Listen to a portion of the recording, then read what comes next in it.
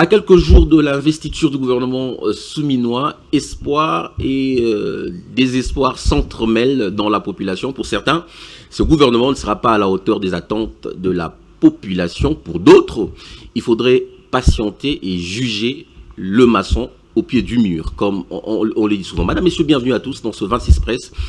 Un nouveau numéro avec de nouveaux invités. Vous le savez, certainement, il y a eu une polémique au Sénat où le bureau d'âge est dirigé par le moins âgé, alors que la candidature de Jonas Mukamba a été validée. Jonas Mukamba appelle Pascal Kinwelo à lui céder le fauteuil de président du bureau d'âge. Il y a également eu une polémique actuellement à l'office de route où le directeur général est accusé d'un détournement. On essaiera un peu d'en savoir plus avec les éminents confrères qui m'accompagnent ce soir sur le plateau. Ça dépendra de l'heure à laquelle vous nous suivez. Bienvenue Siméon Isako. Merci Merveille Lundoula, merci de l'invitation, c'est la toute première. Donc c'est un plaisir que je me retrouve sur ce plateau pour essayer de bavarder sur les sujets d'actualité qui... Une figure bien connue de médias congolais. C'est un plaisir également pour nous de vous recevoir. Merci. Eric Izami, une autre tête couronnée de médias en RDC. Bienvenue. Merci, cher frère. Merci à Simon Isako, merci à toi, Merveille Lundoula, et puis aux téléspectateurs qui auront l'occasion de nous suivre. Merci de l'invitation, et je crois que c'est aussi pour moi une première que de venir ici. Et bon, c'est pour un débat républicain, on va partager, échanger, pourquoi pas nous enrichir mutuellement, pour que nous puissions nous aussi participer à poser les jalons pour bâtir ce beau pays qui est nôtre. Alors, si c'est une première pour vous deux, ça ne sera pas une première pour Gardi Diana, qui nous a fait l'honneur d'être là à notre dernière édition. Il revient encore. Gardi, bienvenue. Merci Merveille. Bonjour à mes co-débatteurs et surtout à ceux qui nous suivent en cet instant. Alors, on va rapidement commencer avec le match nul des Léopards d'hier. Vous avez certainement suivi ce match. Un point de vue sur le système de jeu. Comment avez-vous trouvé les Léopards face au Lion de l'Atlas, je crois. Teranga. Voilà, les Lions de la Teranga du Sénégal. Gardi Diana. Je crois que l'équipe congolaise est une équipe en pleine croissance. Ça, c'est une vérité. On a fait bonne impression lors de la CAN. Mais je crois que moi, j'ai un seul problème. C'est que je pense qu'on est moins efficace. Au niveau de la pointe, c'est pas par manque d'attaquants, mais je pense que c'est par le choix de l'entraîneur. On peut pas, par exemple, pendant la campagne africaine, arriver jusqu'en demi-finale, mais avec une seule victoire. On a gagné un seul match, c'est-à-dire qu'on est passé avec que de nuls et autres. Et je pense que c'est un élément d'indicateur. Il ne faudra pas qu'on dorme sur nos lauriers. C'est vrai, il y a le résultat, on arrive en demi-finale, mais on est moins efficace devant. Et ça, moi, je pense encore que dans le choix de l'entraîneur, dans son système 4KD, donner beaucoup plus de zèle aux latéraux, mais en interne, il manque quand même un peu d'animation. Vous pouvez pas mettre un technicien comme Boael Kakuta, mais sans pour autant permettre à ce que le jeu soit un jeu qui se projette très rapidement vers le haut. Alors. Et je pense, à mon humble avis, qu'un système de 2-9 nous permettrait d'être un peu plus efficace. Et on l'a vu par le passé, le match de la Guinée où on a marqué un peu plus de 2 buts. On avait Silas Kantopa dans un rôle un peu plus excentré, mais qui de temps en temps venait apporter son aide au niveau de l'attaque. Alors, on a prolongé le contrat de l'entraîneur de 5 ans, mais ce problème de finition persiste. On l'a vécu dans la campagne africaine dernièrement, Gardi l'a souligné, Eric Izami. Est-ce qu'aujourd'hui, le système de jeu des sabres affiche ses limites ou nous devons continuer à le faire confiance? Moi, je reste optimiste, et puis je suis de ceux qui pensent que chez nous, ce n'est vraiment pas le problème des talents. Chez nous, c'est plutôt que faisons-nous de ce que nous avons comme talent. Les sabres, lui, n'est là que pour donner la tactique, comment est-ce qu'il faut s'y prendre sur le terrain. Mais à nous de matérialiser ça. Et puis, le côté organisationnel. Vous savez, on a joué face à une équipe qui est déjà construite, suffisamment assise. Les Lions de la Teranga, c'est pas rien. Ils ont été Aliou Cissé était à sa 100e sélection. Justement, c'est pas rien. Teranga. Mais nous, par contre, nous sommes en pleine construction. Je crois qu'il faudra consolider ce que nous avons déjà. Et pourquoi ne pas être positif pour nous puissions faire de prouesses à l'avenir. C'est largement positif. Simon Isako, largement positif pour un nul. Cette campagne pour la qualification au Mondial 2026, un nul. Penses-tu que c'est largement positif comme bilan? Mais déjà, à ce stade-là, j'estime que les nuls valaient la peine. Parce qu'on avait pratiquement perdu le match. N'eût été ces changements productifs, et comme on dit, les changements gagnants de ces joueurs maillés, on allait perdre les matchs. Et donc, je crois que Gardi l'a soulevé, les coachs doivent en tout cas s'inspirer des erreurs du passé lors de la campagne africaine et pouvoir corriger les choses de sorte que nous puissions bien évoluer pendant ces éliminatoires. Sinon, ça risque d'être compliqué. Les matchs retour et les autres matchs qui suivent, ça risque d'être compliqué pour le pays et nous risquons d'être éliminés. Merci beaucoup. Ça risque d'être compliqué. On espère que nos précieux conseils vont atteindre les oreilles du coach Dessa. Madame, messieurs, vous nous suivez sur la fréquence ou sur le canal 366 sur Canal+. Vous nous suivez de partout et nous sommes heureux de nombreuses réactions que nous recevons chaque jour par rapport à cette émission. Simon Isako, puisque tu as le micro, je crois qu'on va commencer avec notre premier sujet. Le gouvernement souminois a finalement été publié et nous tendons vers l'investiture avec beaucoup de frustration au niveau de l'Union sacrée. Mais aujourd'hui, quels sont les défis de ce gouvernement par rapport aux attentes de la population? Mais est-ce que tu penses que ce gouvernement est menacé et que l'investiture de ce gouvernement, j'y arrive, est menacée? Donc je pose deux questions à la fois. Bon, je pense pas. Je pense pas que l'investiture surtout que Camara a réussi à concilier du gouvernement est menacée. Je crois pas trop. Mais c'est vrai, il faut l'avouer, il y avait des frustrations.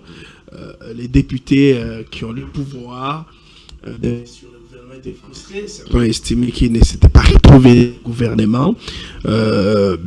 Pour parler des chefs des regroupements, parce que ce sont eux qui connaissent les députés, ils ont estimé qu'ils ne se retrouvaient pas dans les gouvernements. Et du coup, il y a des frustrations, mais aussi nous devons comprendre que c'est un gouvernement de 54 membres qui va bientôt passer à 55 membres.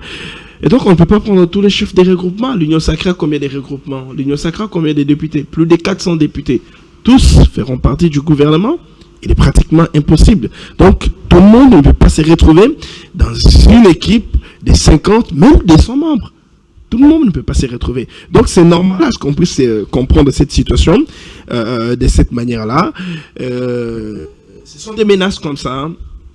Nous sommes habitués à pareilles menaces avec nos députés, mais on connaît la finalité. Ils vont investir le gouvernement. Ils diront, la motivation, nous allons lire le programme du gouvernement, mais il faudra un peu de motivation à côté pour que nous puissions bien lire ce programme. La motivation, bien sûr, c'est l'argent qu'ils vont demander. Et donc, ils vont investir le gouvernement à ce niveau-là. Recommandable. Bien sûr, bien évidemment. À ce niveau-là, il n'y aura pas de blocage. Je crois que ça sera peut-être fait entre, Camara a dit, entre les 10 ou les 11, mais je suis sûr que ça sera peut-être fait les 13, parce que si ça débute les 11, ça veut dire que Souminois se présente les 11, elle étale son programme, elle aura soit 24 heures, soit 48 heures pour venir répondre aux préoccupations des députés. Ça veut dire que l'investiture aura lieu les 13. Et donc, ça va se faire son problème. Quant aux attentes de la population, il faut dire que la première des choses que nous attendons, nous en tant que population, nous en tant que Congolais, en général, c'est d'abord l'amélioration de la situation sécuritaire. Il faudra que la sécurité puisse être rétablie à l'est de la République démocratique du Congo, parce que nos compatriotes qui sont là-bas souffrent terriblement. La situation sécuritaire ne fait que s'empirer chaque jour qui passe. Donc il faudra qu'une fois investi, que le gouvernement souminois puisse en tout cas s'y mettre. Si le gouvernement rate de rétablir la sécurité à l'est de la RDC, ça sera parmi les échecs criants du chef de l'État, Félix Tshisekedi, pour ces nouveau deux mandats. Non, les 2 mandats. Donc, au premier mandat, il faudrait déjà dire que Félix premier Tshisekedi disait lui-même que s'il ne réussit pas à rétablir la sécurité, donc il a échoué. Il a échoué, ouais. C'est ça, voilà. Donc, je suis en train de les paraphraser. Donc, ça sera un échec puissant pour ces 2 mandats. Au premier mandat, déjà, ça n'a pas été. Donc, c'est au deuxième mandat que nous attendons qu'il fasse, en tout cas, quelque chose, même s'il faudra qu'il fasse de la magie, ben, il est dans l'obligation de le faire pour qu'il rétablisse la paix à l'est de la RDC. En dehors de la situation sécuritaire, il y a aussi la situation socio-économique. Exactement, avec la aujourd'hui, nous devons, de prix de première nécessité. L'avouer, nous devons être, en tout cas, très honnêtes pour dire que la situation sociale s'est vraiment détériorée. Et les Congolais ne vivent pas comme ils vivaient il y a par exemple 10 ans.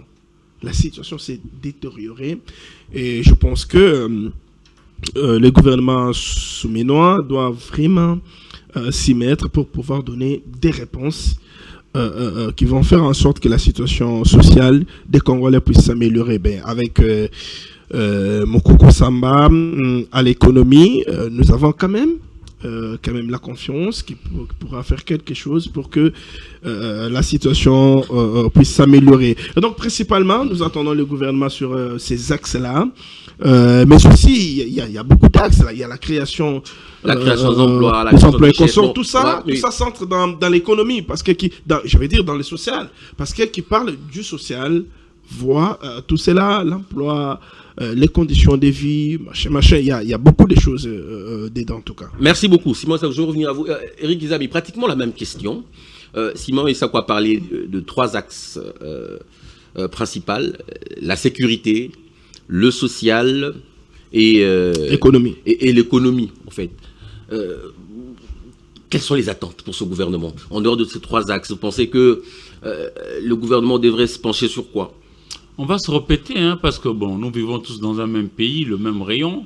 Mais moi, je schématise un peu. Ça sera les 3 P.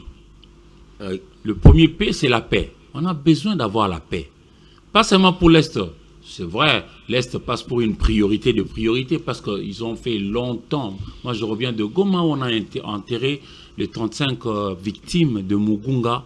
Je vous dis, c'est vraiment à tomber à la renverse. La situation est terrible là-bas.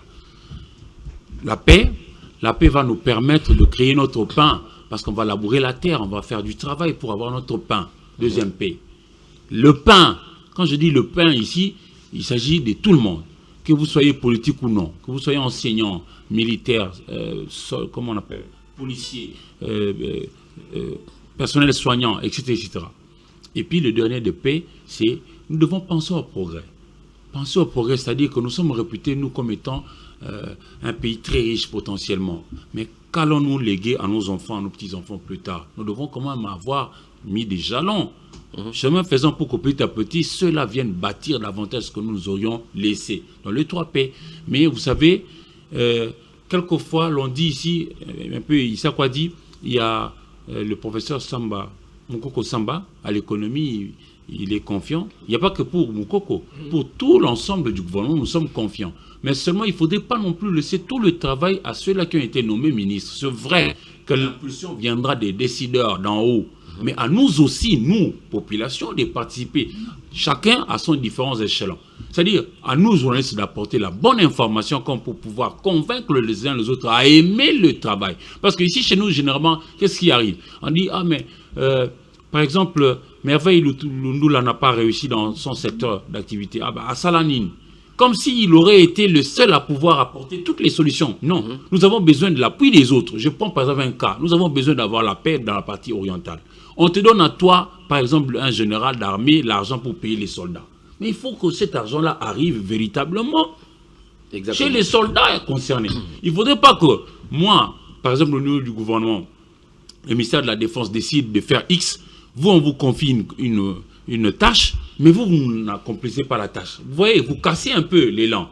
Et je crois que nous tous devrions prendre conscience, parce que l'heure est grave, les gens meurent, et c'est tous les jours comme ça, nous devons mettre un terme à ça, et puis voir dans quelle mesure, de la paix, créer notre pain, et du pain, nous allons penser au progrès pour faire du bien dans notre pays. Merci beaucoup, Eric Izami. Gardidiana, la paix, le pain et le progrès. Ça résume tout concernant les attentes de la population vis-à-vis de ce gouvernement. Les animateurs, bon, Isako a parlé ici du professeur Mukoko Samba, un membre de la Troïka stratégique de Matata qui revient au gouvernement. On sait que cette Troïka est arrivée à stabiliser les taux de change pendant 5 ans pratiquement avec Matata. Pouvons-nous compter aujourd'hui sur cette expertise de Mukoko Samba dans ce gouvernement souminois? Je crois déjà l'avoir dit lors de l'émission précédente. Il fait partie des profils sur qui on est confiant et on émet beaucoup d'attentes. Mais j'ai aussi dit ici que, au regard de la taille du chantier que représente la RDC, je me suis interdit de croire aux hommes providentiels. Je pense qu'il s'agit ici de l'unicité de l'action gouvernementale, parce que l'économie seule ne peut rien faire s'il n'y a pas une bonne politique, s'il n'y a pas de réforme cohérente au niveau de la gestion des dépenses publiques. Et la dépense publique, c'est pas lui, c'est le ministère des Finances, c'est le ministère du Budget, en termes des prévisions, en termes de projections et autres. Mais au-delà de ça, je crois que dans le 3P évoqué, Eric, pour moi, il y a un grand P à mettre souligné en gras et les petits P. Le grand P, à mon sens, c'est la paix. C'est le premier vecteur et facteur et du progrès et du développement notamment, et du développement en fait dans le sens du pain et autres.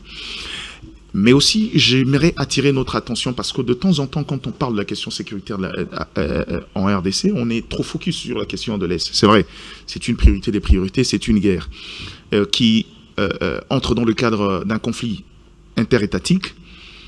Mais les gens ne se rendent pas compte, la RDC est presque en guerre, en interne. Je ne vous parle pas de ce qui se passe, dans le côté, l'axe Grand Bandundu avec le Mobondo et le reste. Je ne vous parle pas de ce qui se passe aussi en Ituri et autres. Je ne vous parle pas seulement de ce qui se passe à la Chopo aujourd'hui avec les Mbole et les Ngola. Mais est-ce qu'on s'est déjà posé la question de savoir qu'est-ce qui justifie cette forme d'implosion? Mais oui, on est dans un contexte où le pays est pratiquement déchiré avec de conflits intercommunautaires, une agression rwandaise. Et j'ai l'impression que, comme d'habitude, on est cosmétique, on reste souvent sur les conséquences sans toucher aux causes. Aujourd'hui, la République démocratique du Congo connaît un risque d'implosion interne, ça on ne s'en rend pas compte. Parce qu'il faudra qu'on se dise la vérité aujourd'hui. On veut bien parler du ministère de la Défense avec la question de la guerre de l'Est, dont on connaît la complexité de cette guerre. Mais en interne, on peut ne pas ignorer le travail qu'on attend du ministère de l'Intérieur. Aujourd'hui, j'ai l'habitude de le dire, la République vit une période où on vit une forme de politicocentrisme. Tout de la République est devenu politique. Chaque agrégat de société est devenu politique. Les différents agrégats qui servaient d'indicateurs encore de piliers pour pouvoir asseoir le contexte social n'existent plus. Qu'est-ce qu'on a fait du pouvoir ancestral ? Ça, c'est la grande question. C'est-à-dire que, par souci d'influence, les politiques ont emballé chaque dimension de la vie, tous ces voies sous un angle politique. On peut réussir la guerre de l'Est. Tant qu'on ne sait pas résoudre le problème structurel et les problèmes fondamentaux qui sont en interne, on est un État en voie de disparition. Alors, à un certain moment près, évitons le cosmétique. Quittons un peu ce qui est visible, quittons ce qui est ce qu'on nous a habitués à voir régulièrement. Voyons les choses dans le fond. Je pense, et je le pèse bien, il y a 2 secteurs pour moi essentiels. Oui. Si on réussit l'économie, on saura résoudre beaucoup de problèmes de la République. On parle du social et autres. Pour moi, le catalyseur, c'est le secteur de l'économie. D'accord. Dès lors que l'économie sait répondre, permettre à la RDC de pouvoir avoir un capital productif, aller vers le projet intégrateur, résoudre différents problèmes qu'il y a dans les circuits économiques, résoudre le problème en termes de mobilisation et pouvoir donner à chaque secteur le moyen de sa politique, on devient un État. Mais au-delà de ça, il y a un besoin qui ne répond pas que du lucre. Le besoin de refonder l'État. Le besoin de remettre chaque pilier à sa place. Essayer de dépolitiser chaque orientation de la société, notamment les différentes entités qui sont l'extension de l'État dans la gestion de communautés en interne.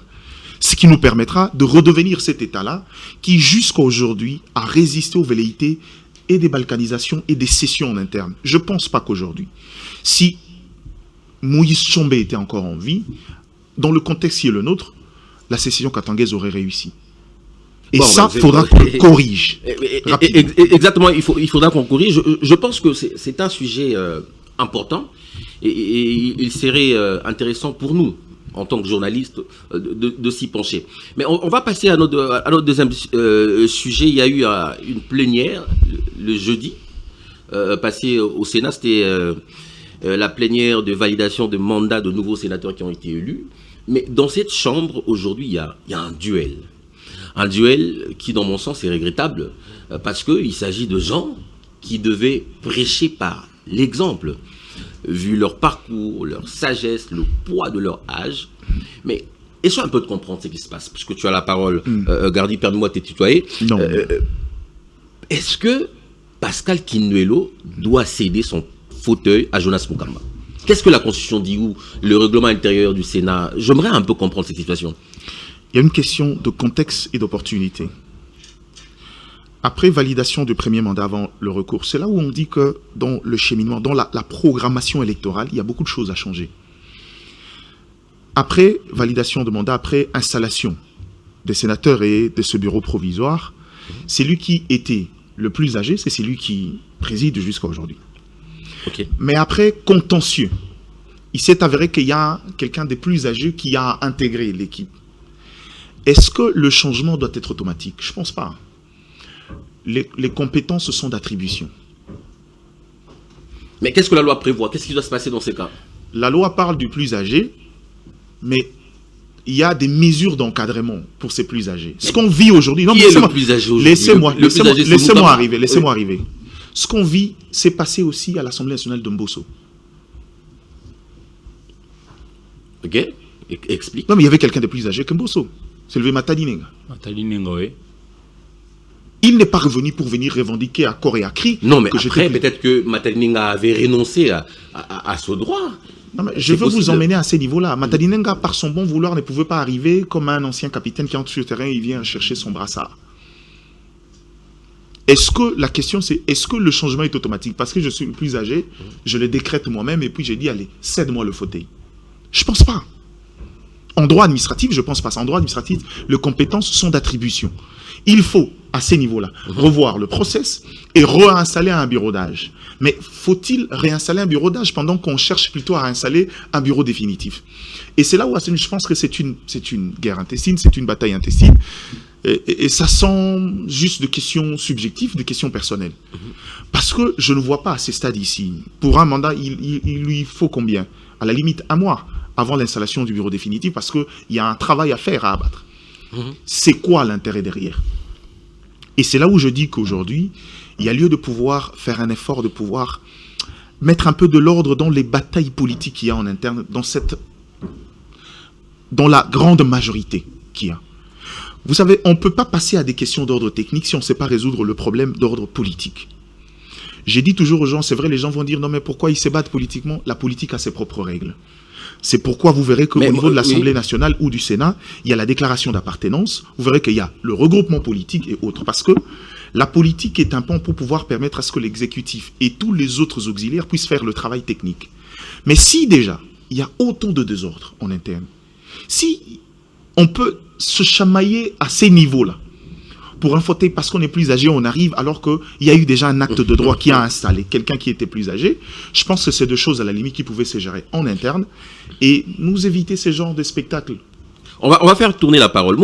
Éric Izami Mukamba, dans un communiqué parvenu aux médias, précisait, en revendiquant ce fauteuil, que c'est à lui que revient le droit de diriger le bureau d'âge du haut de ses 93 ans.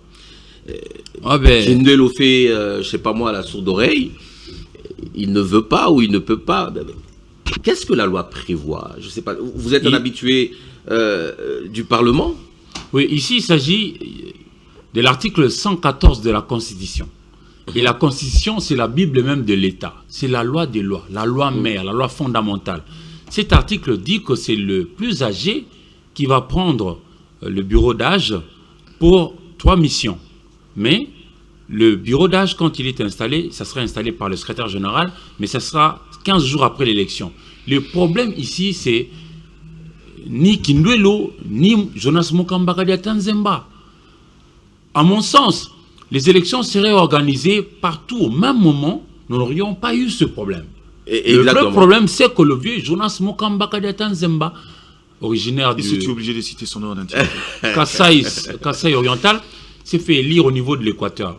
Mais, malheureusement, l'Équateur a eu des problèmes au niveau de son assemblée provinciale, et dans tout ce qu'il y avait comme guéguerre avec Bobo Boloko et tout ce qu'il y avait, ils ont été retardés. L'élection a été retardée au niveau de l'Équateur. Oui, voilà qui a fait que le vieux Mukamba a rejoint la Chambre largement après que déjà le secrétaire général du Sénat ait placé le vieux Pascal Kindwelo au niveau du bureau d'âge. Alors, est-ce qu'il maintenant, ici, tous, ils sont, je dirais, d'une même famille. Ça fait l'union sacrée de la nation. C'est un problème qui doit se régler au niveau de l'union sacrée. Juridiquement, on dit, c'est celui qui est le plus âgé. Le plus âgé, c'est Jonas Mokamba. Mais pourquoi Kindwelo ne veut pas céder? Je ne comprends pas. N'arrive pas à le problème, 93 ans d'âge qui veut. Non, ça c'est un don que Dieu te donne. Alors, dire aussi que le vieux Kindwelo ne veut pas céder, je n'oserais pas, parce que le vrai problème, il doit saisir le Conseil d'État. Quand est-ce que l'on constate saisir le Conseil d'État, par exemple? Oui, par exemple. La procédure. Mais malheureusement, chez nous aussi, ça sera encore une autre guerre larvée entre juristes. Ils vont passer du temps jusqu'à ce que le bureau définitif sera installé. Ben, je ne sais pas. Passons alors à ce qui est essentiel, parce qu'il leur fallait d'abord créer, comme on a voté des règlements intérieurs, valider les mandats des sénateurs élus, et puis après passer la mise en place du bureau définitif. Voilà, du bureau définitif. Pour que l'on puisse... Parce que, à mon sens, nous offrons un mauvais spectacle pour nos enfants, nos petits-enfants qui regardent du haut de leur âge, du haut de leur parcours, l'un et l'autre. J'ai cité le nom de Jonas Mokamba Kadiata Nzemba ici, qui a été PAD de la MIBA pendant autant d'années. Les Congolais connaissent la MIBA, ce que c'était et ce que c'est aujourd'hui. Et puis, PDG Kindwelo, un banquier et tout ça, il a fait son parcours élogieux. Un monsieur qui est présenté comme un modèle, ce qui n'est pas non plus faux. Chacun... Ils sont l'un et l'autre nantis. Ils n'ont pas à se quereller comme ça à ce niveau-là. Parce que le Sénat, c'est un peu notre chambre de sages. Là où, Kengo disait, la chambre de la mesure, de la hauteur. Et mais là, on nous offre ni la hauteur, ni la mesure. Alors l'article 114, les uns l'interprètent à leur manière, les autres pareil. Comment est-ce que nous allons être départagés? Mais je crois que le jour à venir va nous dire, mais là, déjà, on a aussi déjà évolué. J'ai visiblement l'impression que ça sera maintenant difficile, parce que nous courons après le temps aussi. Bon, on a évolué, oui. Je vais poser la question à Simon Isako. Est-ce qu'il revient aujourd'hui à Mukamba de parachever le travail amorcé jusque-là par le bureau provisoire du Sénat? Qui va lui donner les pouvoirs? Mais la Constitution, à son article 114, qui lui donne les pouvoirs? La Constitution, bien sûr. Parce qu'il a parlé de l'article 114 de la Constitution, qui dit... J'ai l'article, je vais lire. Oui, vous pouvez lire. Chaque chambre du Parlement s'est réunie de plein droit en session extraordinaire le 15e jour suivant la proclamation des résultats des élections législatives par la Commission électorale nationale indépendante en vue des 1. Installation du bureau provisoire dirigé par les doyens assistés par des deux moins âgés. 2. La validation des pouvoirs. 3. Élection et installation du bureau définitif. 4. L'élaboration et l'adoption du règlement intérieur. La séance d'ouverture est présidée par le secrétaire général de l'administration de chacune des deux chambres. Pendant cette session, les deux chambres se réunissent pour élaborer et adopter le règlement intérieur du Congrès. On dit que la séance d'ouverture est présidée par le secrétaire général de l'administration. Donc ça voudra dire que si nous voulons aller dans la logique des Jonas Mokamba Kadiata Nzemba, il faudra que le secrétaire général du Sénat revienne pour l'installer. Pour l'installer. Donc il faudra qu'il y ait une autre cérémonie propre pour installer Jonas Mokamba. Une cérémonie propre pour installer Jonas Mokamba. Voilà, vous voyez ce que ça fait. Et pourtant, c'est la chambre des sages. Sages. qui sont censés donner des conseils à la République, qui sont censés prêcher par l'exemple au pays.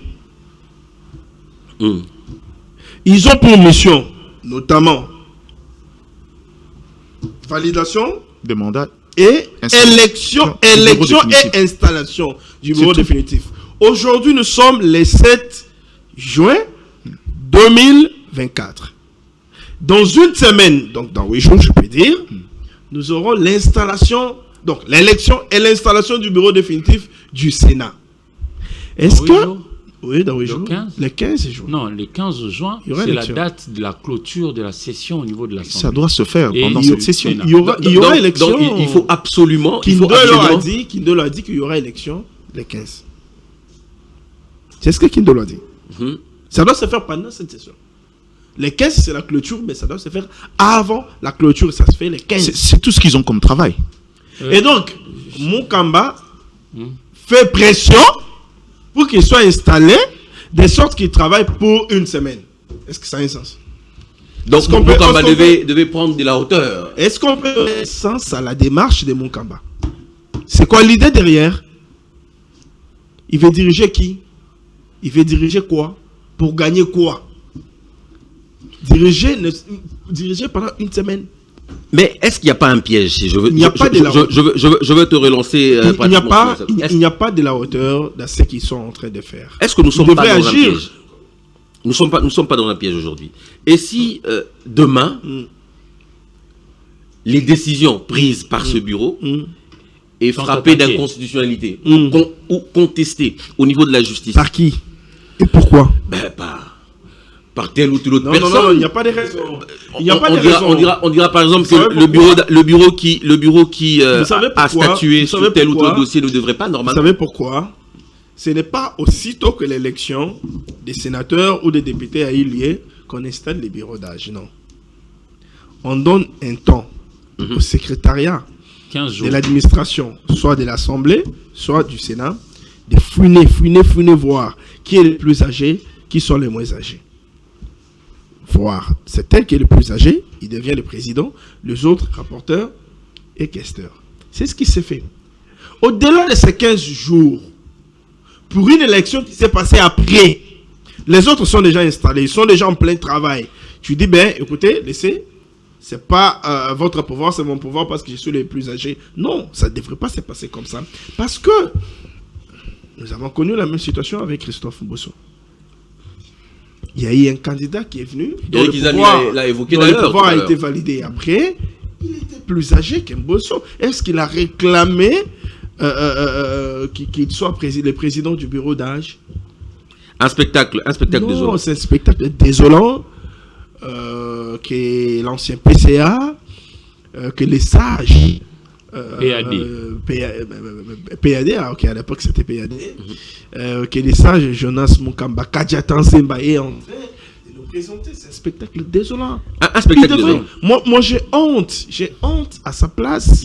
Isako, Il devrait il faudrait pas pas faire ça. avoir Non, bah, une vous position réagissez. très tranchée. Non, non, c'est pas une position Isako parle tranchée. Il n'y a pas longtemps, Ce n'est pas une position Non, non. tranchée parce que, s'il te plaît, parce que c'est la chambre des sages.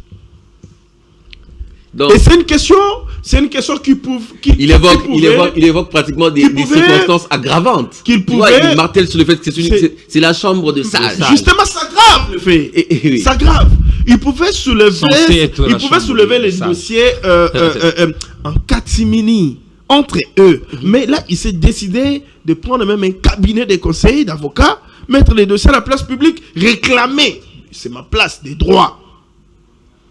Mais ça n'a pas de sens. Ça n'a pas de sens. Gary, tu voulais réagir par rapport à ce que Isako a dit tout à l'heure. Heureux, on est revenu sur cible. Je comprends le sens de votre question. On va rester dans le droit. Vous avez soulevé une question très délicate. Et si jamais quelqu'un contestait, allait en contestation en inconstitutionnalité des décisions de ce prises bureau, par ce bureau. ça serait à la limite récevable, mais sans objet, pour une seule raison. Laquelle?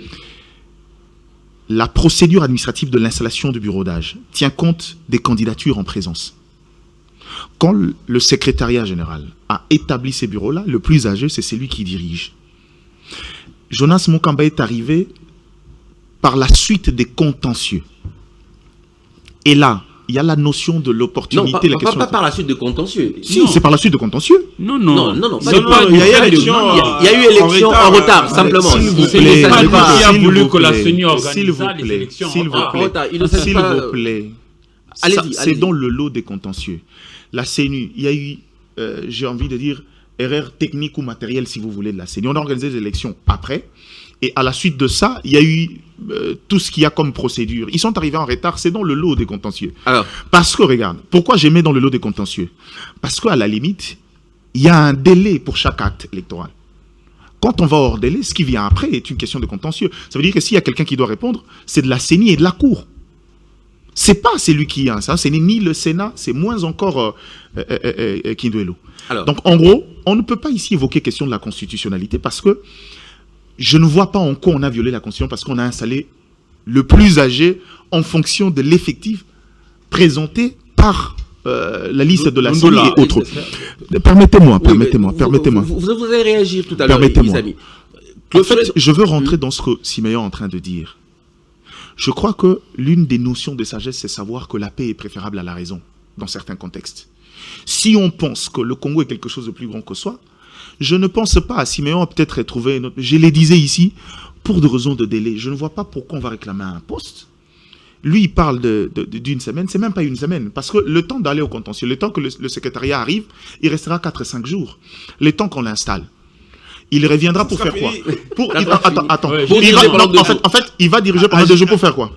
On va retourner à la case départ, refaire le travail déjà abattu parce que ces bureaux d'âge n'avaient pour mission que de valider les mandats. La validation de mandat et l'installation du bureau définitif. Pourquoi on se bat j'aime la si c'est chute. question si Vous ce n'est voulez réagir? Oui. pourquoi j'aime on la se chute, bat là. si ce n'est si ce n'est pas question le non dit, si c'est pas question de prestige. C'est subjectif. Et là, maintenant, et nous rentrons dans ce qui est la caractéristique de notre classe politique. Ici, nous demandons les uns les autres que nos élus sénateurs fassent preuve de la hauteur, de Oui. la mesure, de la sagesse, pour qu'ils arrivent à transcender leurs égos pour plutôt prioriser l'État. Ici, on devra gagner en termes de temps. Parce que là, Simeon a dit qu'il y aura élection le 15. Le 15, c'est le tout dernier jour de la session. J'imagine que si jamais on aura pour chaque poste un seul candidat, ça va aller. Mais au cas où il y aura vraiment des tandems ou des dualités, tout ça pour vraiment aller aux élections, ça sera difficile. Je me souviens lors des élections Non, ils peuvent faire, ils vont faire les élections et même si ça finissait à minuit, 1h. En un jour, comme à l'Assemblée nationale. Ils font les élections et puis le installe le président bureau. qui a installé clôture la session. Alors, on va, puisque tu as la parole, on va parler effectivement de ces bureaux définitifs du Sénat.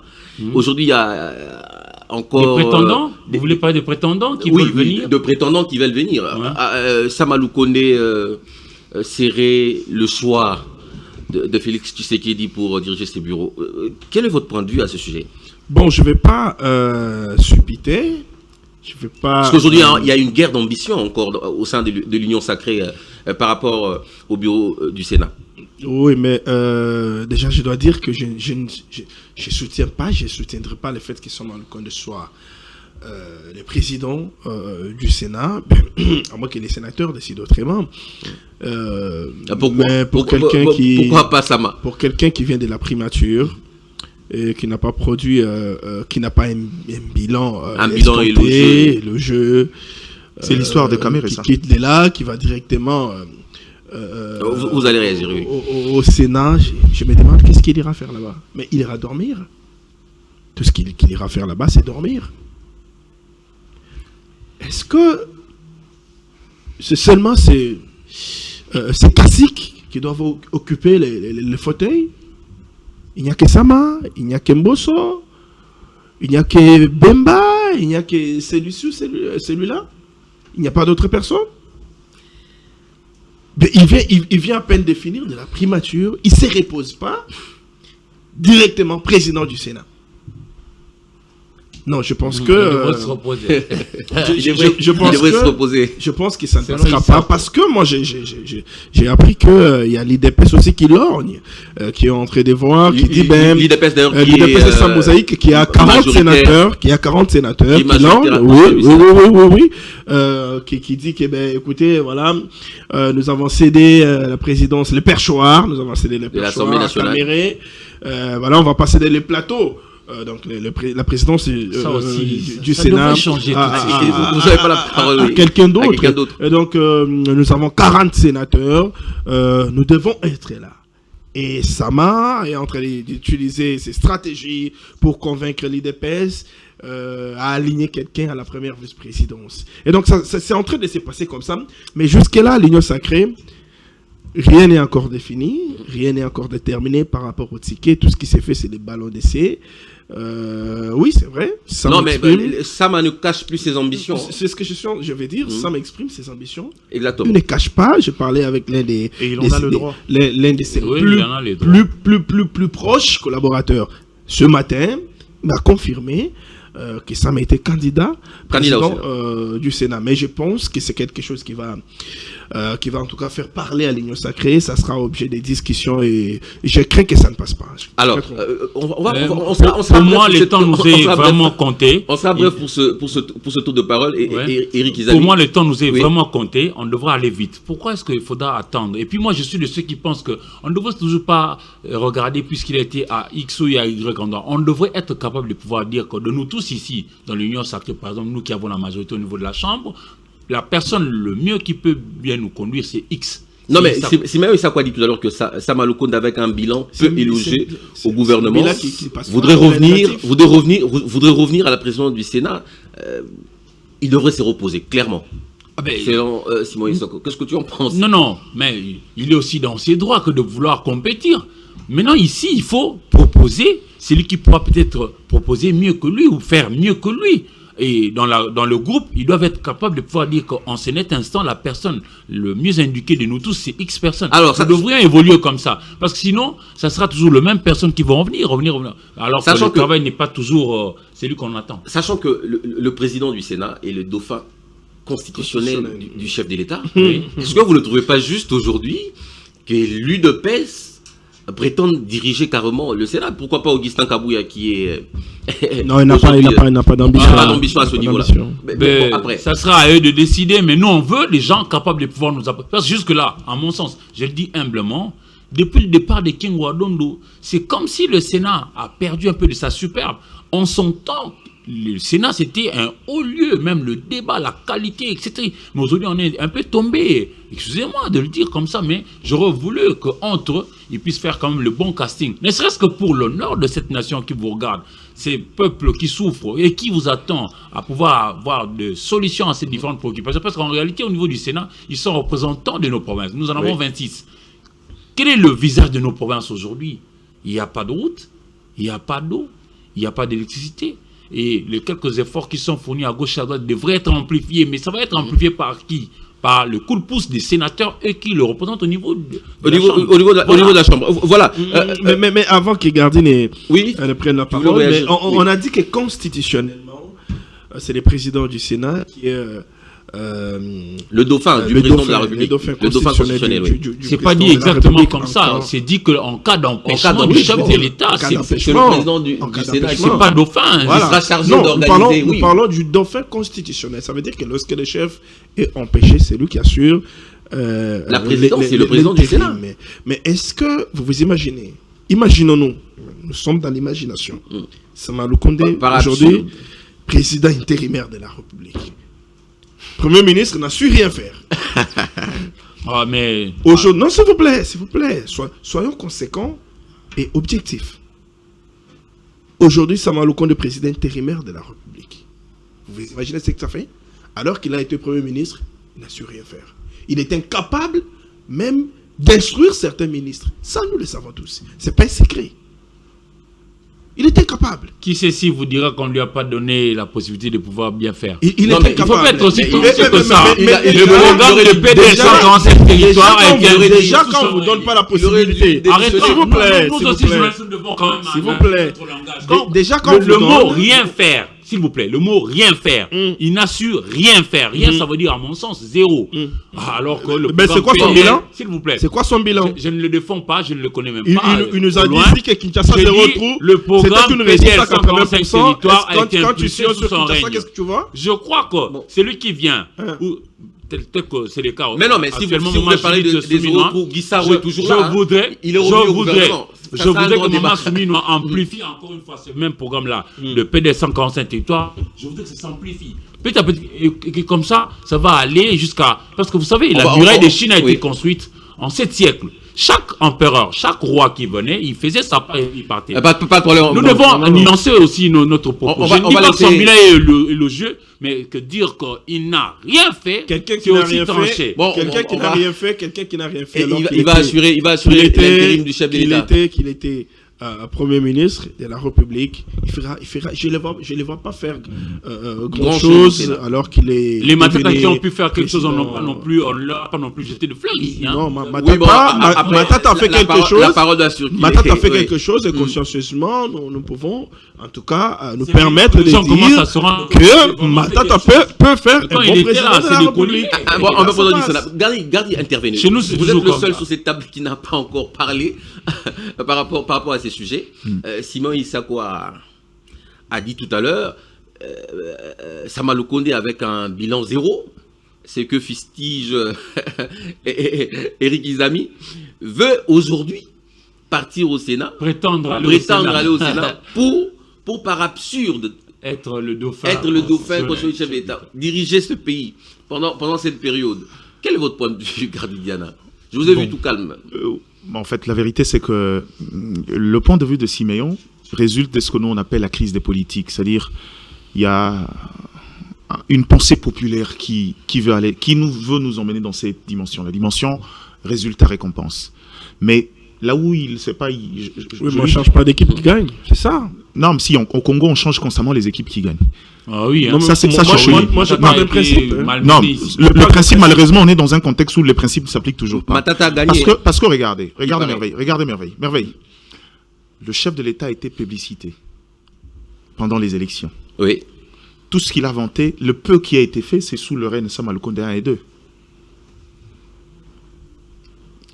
Jusqu'à preuve du contraire, les résultats qui ont permis à Tshisekedi d'être réélu, c'est sous la primature de Sama Lukonde. Donc, on parlerait de la... Donc, si Sama Lukonde n'a rien fait, Tshisekedi n'a rien fait. C'est ce qu'a dit autrement Simon Issako. Un peu ce que j'ai dit la dernière fois quand quelqu'un venait me regarder droit dans les yeux et me dire que non, Tony Moba n'a rien fait. J'ai dit, si à l'EPST on n'a rien fait, ça veut dire que le chef de l'État a menti. A regardé les plus de 180 millions d'habitants congolais a menti de regard. Parce que le seul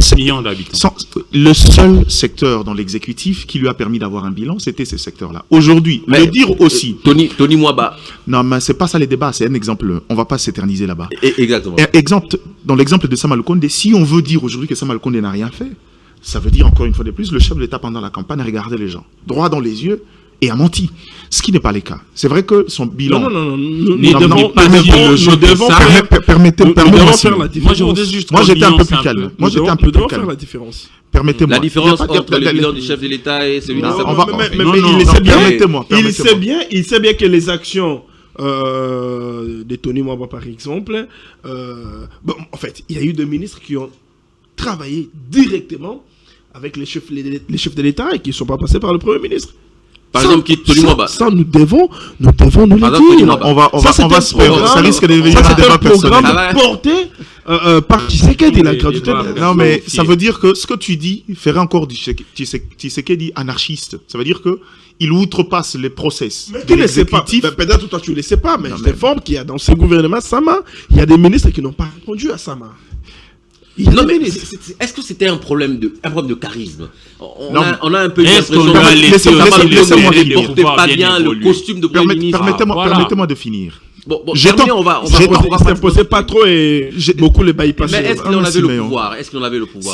Un gouvernement constitué des autorités morales. Je veux revenir sur ce que je disais. Ce que Siméon dit, c'est une pensée populaire. Les Congolais sont devenus comme ça. Il n'a pas fait là-bas, il n'a pas fait là. Or, ce qu'il dit s'applique à Vital Kamerhe. Il a été aussi peu réluisant en économie. En fait, je le dis pour contredire son argument de dire qu'on ne change pas l'équipe qui gagne et que on ne garde que le meilleur. C'est pas le contexte politique au Congo, c'est question de répartition des clés, c'est question de positionnement. Les gens, Lucien Boussa, sont là parce qu'ils ont choisi le bon regroupement et dans le quotidien, puisqu'il avait une tête qui pesait, on l'a récompensé avec un poste ministériel. C'est pas à cause de bilan. Ça devrait gêner que ça soit une question de récompense. Oui, c'est là où on arrive. C'est là où on arrive. Nous aussi, dans notre Même langage, nous devons maintenant, quand même dire des choses. même maintenant, parce que quand on parle, C'est comme si c'était un gâteau. Un gâteau qu'on quand se on parle partage du entre Sénat, nous. Non, alors que non. Vous allez chuter, on va prendre regardez, le tour de parole. quand Oui. on parle du Sénat aujourd'hui, qu'on le veuille ou non, c'est les jeux politiques. Pourquoi Samuel Condé veut le Sénat? Il a été Premier ministre. Un peu comme Bosso, on pense qu'après avoir assumé il veut garder cette bourgeoisie. Il faut garder le cap. de faire à une fonction Ah, mais digne est-ce de qu'on son a Maintenir vraiment son train de besoin? vie. Non mais n'arrive pas. Non, regardez, Eric, sois pas Siméon, sois pas perturbateur. Regardez. Non, Siméon est calme. Non mais je le connais, j'ai l'habitude, ne vous en faites pas. Ne tombons pas dans les jugements de valeur, mais interrogeons les règles de jeu politique. Est-ce que ce qu'ils font politiquement, c'est ça le jeu? La réponse est oui. Maintenant la question c'est comment le stopper. Comment le stopper? C'est là où je vous ai dit ici qu'il faut avoir un certain contrôle dans les questions d'ordre politique. Je veux répéter ce que j'ai dit la dernière fois. Il y a un laisser-aller à un désordre qui ne dit pas son nom au sein de l'union sacrée. C'est un monstre à plusieurs têtes, où chacun nourrit ses ambitions, chacun fait ce qu'il veut. Oui. Il n'y a pas quelqu'un capable de taper du poing sur la table et Pour donner dire une que voici la ligne à suivre. Voilà le calcul. On a Voilà. été élu, mais on va suivre ceci. Au niveau du Sénat, on fait ça pour tel calcul, on fait ça pour tel calcul. C'est justement ces désordres qui nous ont conduit à avoir, pour une première fois, un gouvernement, mais pas très représentatif en termes sur le plan géopolitique. On en a parlé la semaine dernière et le président de la République a promis de... Parce que le calcul Bon, politique il s'est prévalent. mûr. Et le Mais, chef de l'État doit très vite doit mettre la main sur cette formation, son regroupement politique. Il doit faire un effort d'avoir une mainmise sur sa plateforme politique. Ça sera encore une grosse bourde de pouvoir ajouter le ministère des Relations avec le Parlement maintenant. Parce que C'est-à-dire, j'imagine par ailleurs que ce il faut dire au ministère, chef de l'État de ne pas à le mon faire. sens, Ce qu'il doit faire administrativement, c'est prendre... Puisque c'est quoi la relation avec le Parlement? on doit avoir On peut évalué. prendre juste les attributions Et on dans, a dans la loi portant omis. fonctionnement et attribution du gouvernement, le donner à un autre Non, ministère. le problème oui, n'est ça pas... va aller. Non, Mais- je ne sais pas. Le problème n'est pas à ce niveau. Le problème, c'est est qu'il y a au la niveau de province du représentativité Maniema qui nationale. n'est pas Le Maniema n'est pas représenté. Mais représenté. s'il vous plaît. Alors qu'est-ce qu'il faut faire? Il faut prendre une ordonnance pour que Non, la province Merveille. soit représentée. Merveille dit que le Maniema n'est pas représenté. Doit-on toujours avoir des ministres parce qu'ils viennent de X ou Y? Mais il Voilà. réclame. c'est la règle des jeux non, qu'on non, a établie. je vois bien. On l'a établi éviter la constitutionnellement. frustration. Qu'est-ce que Eric, les amis, c'est constitutionnel. La Constitution dit On l'a établi clairement que la constitutionnellement. composition du gouvernement doit tenir compte de doit la tenir compte de la représentativité Sur l'article nationale. 94, si je me J'y arrive. J'aimerais On va savoir parler si des- dans le gouvernement Samuel Koundé, il y On va avait quelqu'un citer. de Maïndombe. Est-ce qu'il y en avait? Si, on avait. Bon, il y en avait. Ah. Il y avait pas eu ce On va problème-là. chuter, on va chuter, les amis. On va prendre le Je dernier pense tour pas. de table. Si, on avait. Le dernier tour de table, pratiquement. Il se murmure à l'office de route. Les voix se lèvent pour dénoncer un détournement. Dans une minute, à chacun, on va parler de cette situation. Pour finir, Siméon Issako a un détournement à l'office de route. Le directeur général se défend et parle d'un canular. Est-ce que vous Non, êtes au j'en courant de crois, cette situation? j'en crois pas trop. Je pense qu'il s'agit là, il s'agit d'un complot, d'une diabolisation contre les directeurs généraux de l'Office des routes, parce que j'ai essayé de fouiner, d'investiguer là-dessus. J'ai compris qu'il s'agit d'un montant qui n'existe même pas. Donc, ce sont les démarches que les DG est en train de mener au niveau du gouvernement, au niveau de l'État, pour que les salaires, les conditions salariales des agents soient améliorées, mais aussi qu'on puisse payer les arriérés des salaires. Et l'enveloppe globale est chiffrée à plus de 5 milliards Plus de 5 milliards. De francs congolais. francs congolais. Et comment on peut détourner les fonds qui n'existaient pas? Ok. Parce que le DG est en train de chercher ces fonds. Il ne les a pas encore obtenus. Comment peut-il détourner le fonds qui n'existait pas? Et donc, il s'agit d'un faux procès intenté contre le directeur général de l'Office des routes. Ben, oui. On dit que ce sont ces détracteurs qui sont toujours là-bas à l'Office des routes, qui veulent les remplacer. Voilà, il faut faire des bruits pour que les autorités écoutent.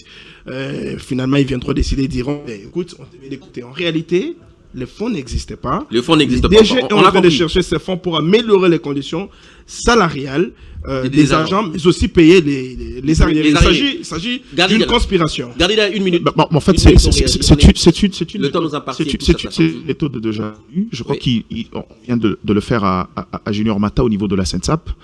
On est dans une période cruciale où chacun essaye de positionnement. Et la meilleure des choses à faire, c'est qu'ils savent que dans l'opinion publique, quand vous mettez l'argument du détournement, il y a cette justice sociale qui s'établit et qui fragilise les accointances d'ordre politique. Et moi, je connais peut-être un tout petit peu, Le cahier de charge de l'office de route transmis à l'exécutif, c'est pour essayer de relancer l'entreprise en essayant de laguer les différents passifs qui aujourd'hui constituent un frein de développement dans l'orientation de l'entreprise. Et quelqu'un tombait par mégarde sur le document, voyant le date, et puis s'est dit, bon écoutez, c'est du détournement à gauche, à droite. Malheureusement, c'est très amateur. Il y a des institutions habilitées pour pouvoir définir si effectivement il y a eu détournement, c'est après enquête. Et donc je crois qu'à ce niveau ici, il faudra que l'UDPS essaye d'arrêter cette méthode-là. On l'a fait à Junior Mata. Heureusement que l'IGEP... Vous accusez l'UDPS. Non, il n'accuse pas l'UDPS, il a raison. C'est des gens de l'UDPS en interne. C'est l'UDPS. C'est une guerre. Mais je te le dis, on a fait ça à Junior Mata il y a quelque temps ici. Alors qu'il a fallu que l'IGEP arrive. Il y a des nominations dans des entreprises publiques, établissements publics de l'État. Qu'est-ce qu'il faut faire? Il faut soulever l'argument du détournement pour justifier l'éviction. Le fait que c'est ce qu'on fait au DG.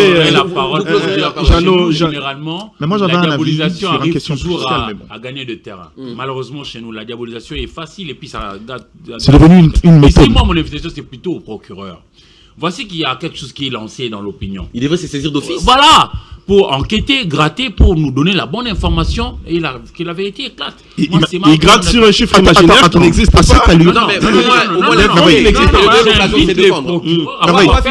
Non, mais ça sera difficile. Pourquoi? Je ne dis pas que monsieur a tort, monsieur a raison. On va le faire en quelques secondes. Ça sera difficile. Pourquoi? Le procureur ne va pas se saisir de chaque rumeur qu'on va balancer, surtout des cadiochas venus des formations politiques pour des raisons de la cause.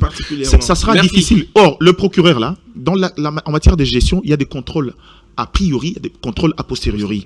C'est un process, et même concomitant. Ça veut dire qu'on ne va pas forcément. Je voulais chuter sur un dernier élément. Oui, le tout dernier. À l'exécutif. On parle des questions des résultats, des questions de bilan. On parle de l'industrialisation de la République. On parle des valeurs différentielles de la RDC, notamment le secteur agro-industriel. On a de base. Ne faites pas comme le gouvernement Samalou Kondé, que l'exécutif souminois essaye de voir et donner suffisamment de moyens au service national, qui jusqu'à preuve du contraire est un levier important du développement, mais malheureusement l'enfant pauvre qu'on ne sait pas regarder pour des considérations d'ordre politique. On va merci beaucoup, merci à vous. Chers confrères, d'avoir répondu à cette invitation. Simei Sanko, c'était un plaisir de vous recevoir. Merci. Merci que l'UDPS évite ces méthodes qui freinent le développement de l'institution et de l'établissement public. Merci à vous, Eric. Merci. Gardidiana. Merci, Marie. Nous vous remercions. Alors, vous étiez nombreux à nous suivre. Merci pour cette attention soutenue à ce programme que vous appréciez certainement. Vous nous suivez de partout en République démocratique du Congo. Restez branchés sur Congo 26 Télévision, la chaîne de l'unité nationale. Nous allons vous retrouver, quant à nous, la semaine prochaine pour un décryptage et pour encore parler de l'actualité politique. Merci et à plus tard.